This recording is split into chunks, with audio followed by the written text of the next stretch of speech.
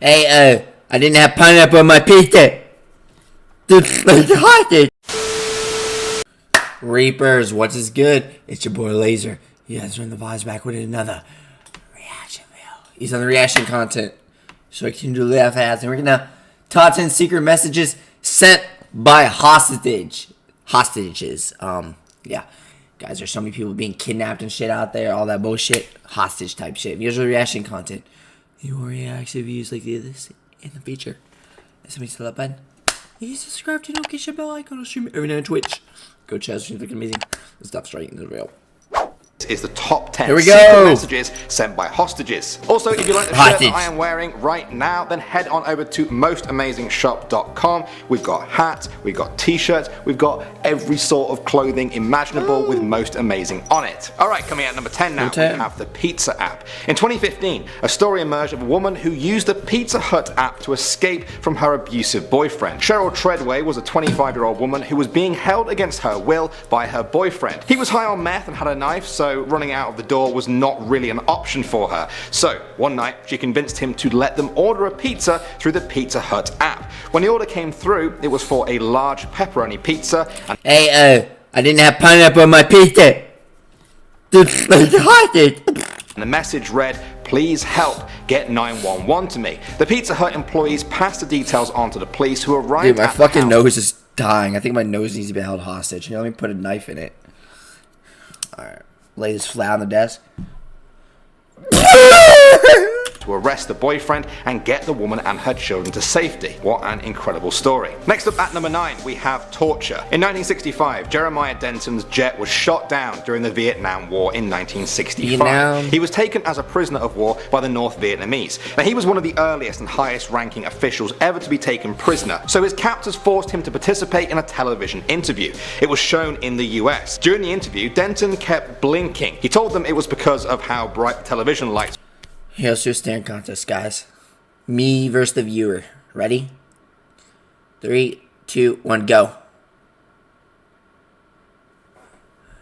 You're not blinking, huh? I see you're not blinking. Yeah, you viewer, I'm talking to you. Did I just blink? Fuck, I rendered the... I was gonna fucking put a knife in the fucking webcam.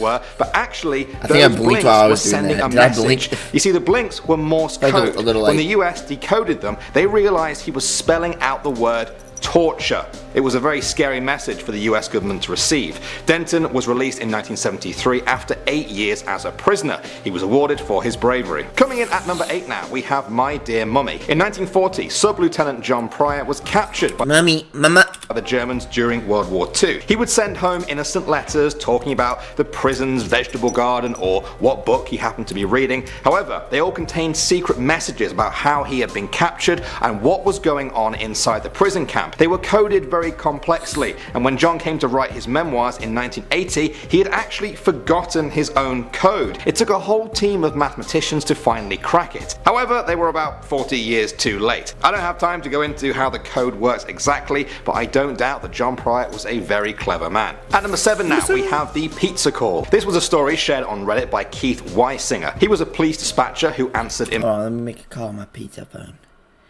Hello? Yeah, I didn't get pineapple on my pizza.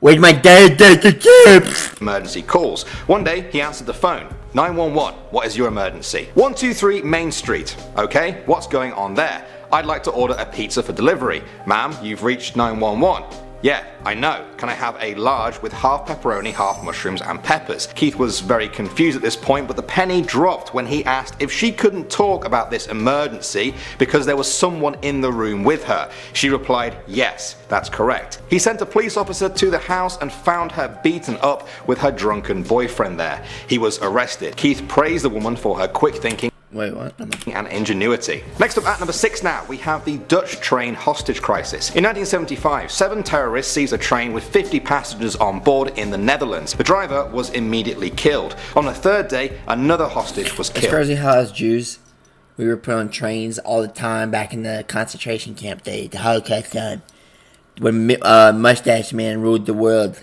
or at least, yeah. But but we were like cramped inside some little ass train, bro. Crazy. when we were transported to the camps to get gassed.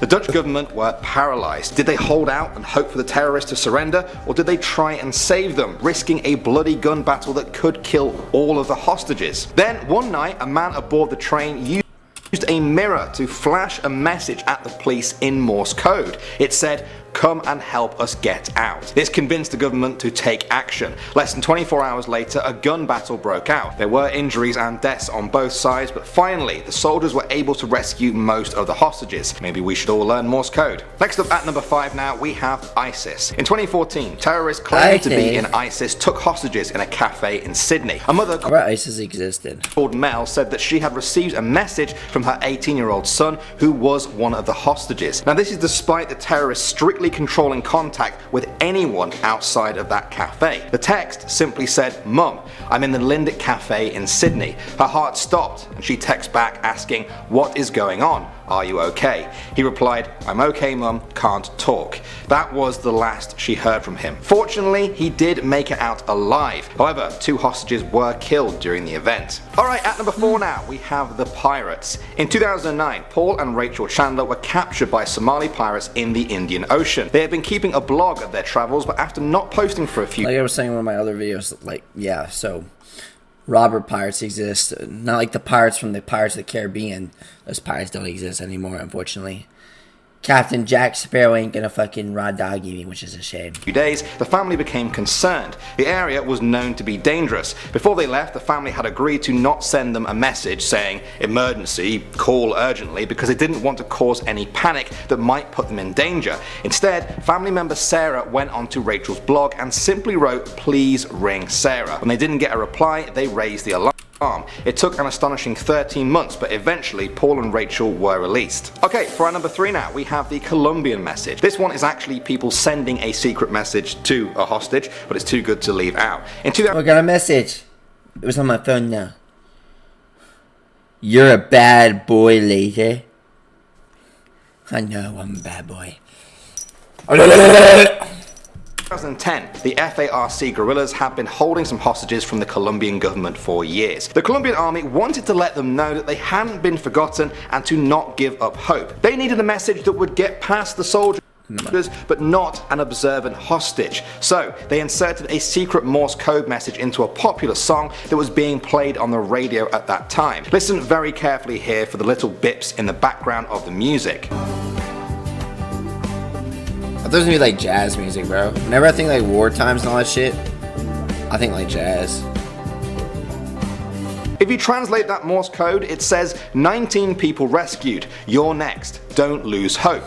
The message was heard by them. The hostages didn't give up hope and were eventually rescued. Next up at number 2 now, we have the Chinese letter. In May 2017, an Arizona woman bought a purse from Walmart. When she got home, she found a note inside. It was written in a Chinese dialect and appeared to be from a desperate prisoner. The note said that prisoners were being forced to work 14 hours a day with no breaks. If they didn't finish, they were beaten. If they got sick, the cost of medicine was deducted from their salary. They signed off by saying prison in China is unlike prison in America. Walmart said there was no way to verify the origin of the letter, but some people say this is proof that companies are not doing enough to check where their products are being made. And finally at number 1 now, we have stitching. During World War II, Major Alexis Castagli was taken prisoner by the Germans in 1941 and sent to a prisoner camp. He passed the time by sewing. He would sew intricate pieces with beautiful patterns on. The Nazis were so impressed by them that they would hang them in their offices at the prison. However, little did they know this work was done by Major.